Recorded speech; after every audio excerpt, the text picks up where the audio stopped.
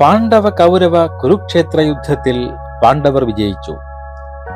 പാണ്ഡവരിൽ മൂത്തവനായ യുധിഷ്ഠിരൻ ഹസ്തിനാപുരിയുടെ ചക്രവർത്തിയായി. അദ്ദേഹം 36 വർഷം ഹസ്തിനാപുരം ഭരിച്ചു. ഒടുവിൽ ഭരണത്തിൽ വിരക്തി തോന്നി അവർ വനവാസത്തിന് തയ്യാറായി. അർജുനന്റെ മകനായ പരീക്ഷിത്തിന് അടുത്ത രാജ്യാവകാശം കൽപ്പിച്ചിട്ട് കൗരവരിൽ അവശേഷിച്ച യുയുത്സുവിനെ രാജ്യാധികാരം ഏൽപ്പിച്ചാണ് അവർ യാത്ര തിരിച്ചത്. വിജനമായ യാത്രയാണ്. യുഗങ്ങൾ നടന്നാലും എത്താൻ കഴിയാത്തത്ര അകലത്തിൽ ചക്രവാളം നീണ്ടുകിടക്കുകയാണ് അവരുടെ മുന്നിൽ. പാതയില്ലാത്ത കാട്ടിലൂടെ ഒരിക്കലും തീരാത്ത ആ യാത്രയ്ക്ക് ഒടുവിൽ അവരോടൊപ്പം ഒരു നായും ചേർന്നു. ഈ യാത്രക്കിടയിൽ യുധിഷ്ഠിരൻ ഒഴികെ ബാക്കി 5 പേരും ഒന്നൊന്നായി മരിച്ചു വീണു. ഈ കൂടെ കൂടിയ നായയെ കണ്ടപ്പോൾ യുധിഷ്ഠിരൻ ചിന്തിച്ചു, അതും വഴിമധ്യേ മരിച്ചു വീഴാനാണോ തന്നോടൊപ്പം കൂടിയിരിക്കുന്നത്? എന്തായാലും ഒന്നുപോലെ തന്നെയാണ്. ധർമ്മപുത്രൻ നടന്നു. പരമാത്മാവായ ഭഗവാൻ ശ്രീകൃഷ്ണൻ മനസ്സിലുണ്ടായിരുന്നു. കുറേ ദൂരം നടന്നപ്പോൾ അനന്ത വിഹായസിൽ നിന്നും ഒരു കനക വിമാനം തന്നെ ലക്ഷ്യമാക്കി ഒഴുകി വരുന്നത് ധർമ്മപുത്രൻ കണ്ടു. നിമിഷങ്ങൾക്കകം അത് അദ്ദേഹത്തിന്റെ സമീപത്ത് വന്ന് താണ് ഇറങ്ങി. അതിൽ നിന്നും ഒരു ദേവദൂതൻ പുറത്തിറങ്ങി വന്ന് പറഞ്ഞു, മഹാത്മൻ, അങ്ങേക്ക് സ്വർഗാരോഹണത്തിന് സമയമായിരിക്കുന്നു. കൂട്ടിക്കൊണ്ടു പോകാനാണ് ഞാൻ വന്നിരിക്കുന്നത്. അങ്ങ് ഈ വിമാനത്തിലോട്ട് കയറിയാലും. ദേവദൂത, വിമാനത്തിൽ കയറുന്നതിൽ വിരോധമില്ല. ധർമ്മപുത്രൻ പറഞ്ഞു, ഈ നായെ ഞാൻ എന്തു ചെയ്യും? അതിനെ കൂടി വിമാനത്തിൽ കയറ്റാമോ? ലോകത്തിലേക്ക് ഏറ്റവും നികൃഷ്ടമായ ഒരു ജീവിയാണ് നായ, ദേവദൂതൻ പറഞ്ഞു. അത് സ്പർശിച്ചാൽ ഏത് സാധനവും അശുദ്ധമായി തീരും. അങ്ങനെ ഒരു ജന്തുവിനെ പുണ്യവാന്മാരോടൊപ്പം സ്വർഗത്തിലേക്ക് കൊണ്ടുപോകണമെന്ന് ശഠിക്കുന്നത് ധർമ്മമല്ല. മറ്റാരും തുണയില്ലാതെ എൻ്റെ പുറകെ വന്ന ഇതിനെ ഇവിടെ ഉപേക്ഷിച്ചിട്ട് ഞാൻ മാത്രം വിമാനത്തിൽ കയറിയാൽ ഇതിനു പിന്നെ ആരാണുള്ളത്? ധർമ്മപുത്രർ ചോദിച്ചു. ആശ്രയിക്കുന്നവരെ ഉപേക്ഷിക്കുന്നത് ബ്രഹ്മഹത്യാ പാപമാണ്. ഇതിനെ രക്ഷിക്കുന്നത് അശ്വമേധയാഗത്തിന് തുല്യമാണ്. ഞാനൊരു രാജാവാണ്. നായായാലും ചണ്ടാളനായാലും ആശ്രയിക്കുന്നവരെ സംരക്ഷിക്കുക എന്നുള്ളത് രാജധർമ്മമാണ്. ധർമ്മം വെടിഞ്ഞിട്ട് ഒരു സ്വർഗം എനിക്ക് വേണമെന്നില്ല. ഈ സാധുവായ പട്ടിയെ കൂടി വിമാനത്തിൽ കയറ്റാമെങ്കിൽ ഞാൻ വരാം. ഇല്ലെങ്കിൽ തിരിച്ചു പോയിക്കൊള്ളുക, ഞാൻ വരുന്നില്ല. അങ്ങ് ധർമ്മജ്ഞരിൽ ധർമ്മജ്ഞനാണ്, പുണ്യവാന്മാരിൽ പുണ്യവാനാണ്. സമ്മതിച്ചു. ദേവദൂതൻ പറഞ്ഞു, അങ്ങേക്ക് ഭീഷ്മർ, വ്യാസൻ, ശ്രീകൃഷ്ണൻ, നാരദൻ, ധൗമ്യൻ തുടങ്ങിയ ദിവ്യന്മാർ ഉപദേശങ്ങൾ നൽകിയിട്ടുണ്ടല്ലോ. ഇവരാരെങ്കിലും ഒരു പട്ടിയെ ഉടലോടെ സ്വർഗത്തിൽ കൊണ്ടുപോകുന്നത് ധർമ്മമാണെന്ന് ഉപദേശിച്ചിട്ടുണ്ടോ? ഏതെങ്കിലും ഒരു ശാസ്ത്രത്തിൽ ഇത് ന്യായമാണെന്ന് പറഞ്ഞിട്ടുണ്ടോ? ഇല്ല. അതുകൊണ്ട് അങ്ങ് വിമാനത്തിൽ കയറുക.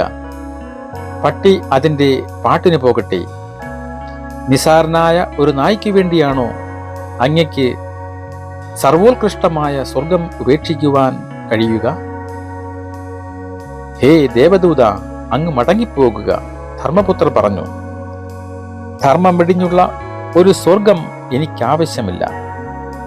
അത് എത്ര മഹത്തതായാലും. ഇനി അധികമൊന്നും പറയേണ്ടതില്ല.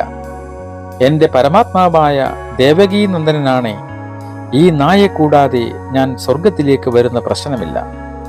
സത്യം, ഇതിനേക്കാൾ വലിയ ഒരു സത്യം എനിക്കില്ല. ദേവദൂതനും ധർമ്മപുത്രനും തമ്മിലുള്ള ഈ തർക്കം കേട്ടുകൊണ്ട് വാലുമാട്ടി നിന്ന നായെ പെട്ടെന്ന് അപ്രത്യക്ഷനായി. അതിൻ്റെ സ്ഥാനത്ത് യമധർമ്മൻ പ്രത്യക്ഷപ്പെട്ടു. അത് കണ്ട് യുധിഷ്ഠിരൻ അത്ഭുതപ്പെട്ടുകൊണ്ട് പിതാവിന്റെ കാൽക്കൽ വീണ് നമസ്കരിച്ചു. അപ്പോൾ വാത്സല്യത്തോടെ പുത്രനെ പിടിച്ചെഴുന്നേൽപ്പിച്ച് തഴുകിക്കൊണ്ട് യമധർമ്മൻ പറഞ്ഞു, മകനെ, നിന്റെ ധർമ്മനിഷ്ഠ പരീക്ഷിക്കുവാൻ വേണ്ടി ഞാനൊരു നായുടെ രൂപം ചമഞ്ഞതാണ്. മുമ്പും അങ്ങനെ പലപ്പോഴും ചെയ്തിട്ടുണ്ട്. അന്നൊക്കെ നീ തന്നെ ജയിച്ചിട്ടുമുണ്ട്. നിന്നെപ്പോലെ ഒരു ധർമ്മിഷ്ഠൻ ഈ 3 ലോകത്തിലും ഇന്നുവരെ ജനിച്ചിട്ടില്ല. ഈ നിൽക്കുന്ന ദേവദൂതൻ ആരാണെന്നറിയുമോ? സാക്ഷാൽ ദേവേന്ദ്രനാണ്. വരൂ, നമുക്ക് സ്വർഗത്തേക്ക് പോകാം. നായെ കൂടാതെ നീ വിമാനത്തിൽ കയറുകയില്ലെന്ന് ശബ്ദം ചെയ്തിരിക്കുകയല്ലേ? ഞാൻ നായുടെ വേഷത്തിൽ തന്നെ നിന്നോടൊപ്പം വിമാനത്തിൽ കയറാം. എന്താ, സമാധാനമായില്ലേ? തൃപ്തിയായില്ലേ? യുധിഷ്ഠിരൻ ആനന്ദലബ്ധിയോടെ യമദേവനെയും ദേവേന്ദ്രനെയും വണങ്ങി വിമാനത്തിൽ കയറി. നിമിഷങ്ങൾക്കകം അവർ സ്വർഗത്തു ചെന്നു. ധർമ്മപുത്രൻ ചുറ്റാകെ കണ്ണോടിച്ചു നോക്കി. അതാ, നിതാന്ത വൈരിയായ ദുര്യോധനൻ സ്വർഗസ്ഥനായിരിക്കുന്നു. അധർമ്മങ്ങളും അക്രമങ്ങളും കാണിച്ച് ദുഷ്ടന്മാരിൽ ദുഷ്ടനായി ജീവിച്ച ദുര്യോധനന് ഈ സായുജ്യ പദവി എങ്ങനെ ലഭിച്ചു? അപ്പോൾ നാരദൻ അവിടെ വന്ന് പറഞ്ഞു, അത്ഭുതം തോന്നുന്നു അല്ലേ? അവൻ ദുഷ്ടനായിരുന്നു, പക്ഷേ അവൻ ഉദാരനും ദാനശീലനും കൂടിയായിരുന്നു. അതിൻ്റെ അല്പഫലം ഇപ്പോൾ അനുഭവിക്കുകയാണ്. ദുഷ്ടതയുടെയും ക്രൂരതയുടെയും മൊത്തം ഫലം പിറകെ വരുന്നുണ്ട്. അതും അനുഭവിക്കും അവൻ. അല്ലയോ മഹർഷി, ദുര്യോധനന് സ്വർഗം കിട്ടുമെങ്കിൽ ആയിക്കോട്ടെ, എനിക്ക് സന്തോഷമേ ഉള്ളൂ. ധർമ്മപുത്രർ പറഞ്ഞു, ശത്രുക്കൾക്ക് പോലും നന്മയുണ്ടാകണമെന്ന് ആഗ്രഹിക്കുന്നവനാണ് ഞാൻ. ജീവിതകാലം മുഴുവൻ അന്യരോട് പകയും വിദ്വേഷവും വെച്ച് പുലർത്തുന്നവർക്കാണ് നിത്യനരകം വിധിച്ചിട്ടുള്ളത്. നാരദൻ പറഞ്ഞു, അവർക്ക് മോചനമില്ല. മറ്റുള്ളവർക്ക് അവർ ചെയ്യുന്ന നന്മയുടെ ഫലം സ്വർഗത്തിൽ ലഭിക്കും. ദുര്യോധനന്റെ സ്വർഗപ്രാപ്തിയും ആ നിലയിലാണ്. എന്റെ അനുജന്മാരും പത്നിയും എവിടെയാണ് കിടക്കുന്നത്? ധർമ്മപുത്രൻ ആകാംക്ഷയോടെ ചോദിച്ചു. അവരെ ഒന്ന് കണ്ടെങ്കിൽ നന്നായിരുന്നു. അപ്പോൾ ഒരു ദേവദൂതൻ ധർമ്മപുത്രരെ നരകത്തിലേക്ക് ആനയിച്ചു. നരകം കണ്ട് അദ്ദേഹം ഞെട്ടിവിറച്ചുപോയി. അനുജന്മാരും പാഞ്ചാലിയും നരകത്തിൽ കിടക്കുന്നത് കണ്ട് അദ്ദേഹം ചോദിച്ചു, ഇവർ നരകത്തിൽ വീഴാൻ കാരണമെന്താണ്? യാതൊരു അധർമ്മവും ചെയ്യാത്തവർക്ക് നരകവും ദുഷ്ടന്മാർക്കും അധർമ്മികൾക്കും സ്വർഗവും. ഇതാണോ ഇവിടുത്തെ നീതിശാസ്ത്രം? അങ്ങനെയെങ്കിൽ എനിക്കും നരകം മതി. എന്റെ അനുജന്മാരോടൊപ്പം ഞാനും നരകത്തിൽ കിടന്നുകൊള്ളാം. സ്വർഗം വേണ്ട. അത് കേട്ടുവന്ന ദേവേന്ദ്രൻ പുഞ്ചിരിച്ചുകൊണ്ട് സമാധാനപ്പെടുത്തി. അങ്ങ് വിഷമിക്കേണ്ടതില്ല. ഈ കാണുന്ന നരകം സാക്ഷാൽ നരകമല്ല, ഒരു മായാ നരകമാണ്. അശ്വത്ഥമാവ് മരിച്ചുപോയി എന്ന് അങ്ങൊരു നിർദോഷമായ കളവ് പറഞ്ഞില്ലേ? അതിനു നരകമല്ലാത്ത ഒരു നരകം കാണിച്ച് അങ്ങയെ ഭയപ്പെടുത്തുകയാണ്. അങ്ങയുടെ അനുജന്മാരും ധർമ്മപത്നിയും ഒന്നും നരകത്തിലല്ല കിടക്കുന്നത്, അവർ സ്വർഗസ്ഥരാണ്. പക്ഷേ അങ്ങ് പറഞ്ഞ കളവിന്റെ ശിക്ഷയായി അതിനൊരു മായാരൂപം കൊടുത്തന്നേയുള്ളൂ. വിഷമിക്കേണ്ട, അങ്ങ് കാണേണ്ടവരെയെല്ലാം സ്വർഗത്തിൽ വന്നു കണ്ടുകൊള്ളൂ. അങ്ങനെ പറഞ്ഞ് ദേവേന്ദ്രൻ ആ മായാ നരകത്തിന്റെ മറ മാറ്റി. ഒരു മൂടൽ മഞ്ഞ് പോലെ അത് മാറ്റിയപ്പോൾ അതൊരു വെറും തോന്നലായിരുന്നുവെന്ന് യുധിഷ്ഠിരന് തോന്നി.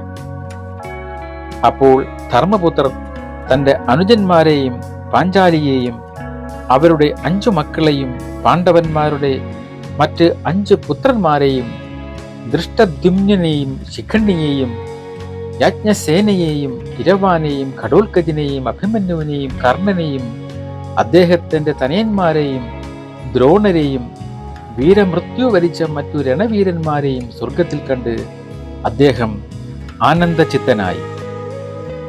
യമനും ഇന്ദ്രനും കൂടി യുധിഷ്ഠിരനെ പരീക്ഷിക്കാൻ വേണ്ടി സൃഷ്ടിച്ചതായിരുന്നു ആ മായാനരകം. ഇത്രയും പേരെ കണ്ട് തൃപ്തിയടഞ്ഞപ്പോൾ യുധിഷ്ഠിരൻ ഇന്ദ്രനോട് ചോദിച്ചു, പ്രഭു, എന്റെ ഭഗവാൻ ശ്രീകൃഷ്ണ പരമാത്മാവ് എവിടെ? ഈ സ്വർഗത്തിൽ എനിക്ക് കാണാൻ കഴിയുമോ? അതുപോലെ ഭീഷ്മ പിതാമഹനെയും ഞാനിവിടെ കാണുന്നില്ല. ധർമാത്മജ, ഭവാൻ ശ്രീകൃഷ്ണ പരമാത്മാവ് വൈകുണ്ഠത്തിൽ മഹാവിഷ്ണുവിൽ ലയിച്ചിരിക്കുകയാണെന്ന് അറിയുക. അതുകൊണ്ട് ഈ സ്വർഗത്തിൽ അദ്ദേഹത്തെ കാണാൻ കഴിയില്ല. അദ്ദേഹം സാക്ഷാൽ മഹാവിഷ്ണുവാണ്. അതുപോലെ ഭീഷ്മർ അഷ്ടവസുക്കളുടെ അംശം കൊണ്ട് ഗംഗാപുത്രനായി ജനിച്ചയാളാണ്. ഭീഷ്മർ മരിച്ചപ്പോൾ ആ വസ്തുക്കളിൽ തന്നെ അദ്ദേഹം ചെന്നു ചേർന്നിരിക്കുകയാണ്. അതുകൊണ്ട് അദ്ദേഹത്തെയും ഈ സ്വർഗത്തിൽ കാണാൻ കഴിയില്ല. ദേവേന്ദ്രൻ തുടർന്നു പറഞ്ഞു, ധർമാത്മജ, അങ്ങയ്ക്ക് ഇങ്ങനെയുള്ള ആഗ്രഹങ്ങൾ തോന്നുന്നത് ഈ ശരീരം നിലനിൽക്കുന്നത് കൊണ്ടാണ്. ഈ ശരീരം നശിച്ചാൽ അങ്ങയെ ദുർബല വികാരങ്ങളും മോഹങ്ങളും ഒന്നും ബാധിക്കുകയില്ല. ദേവരാജാവിന്റെ കൽപ്പന കേട്ട് ദേവദൂതന്മാർ യുധിഷ്ഠിരനെ ആകാശഗംഗയിൽ കുളിപ്പിച്ചു. അതോടെ അദ്ദേഹത്തിന്റെ മനുഷ്യരൂപം അപ്രത്യക്ഷമായി. ആത്മാവ് സായുജ്യ പദം നേടി.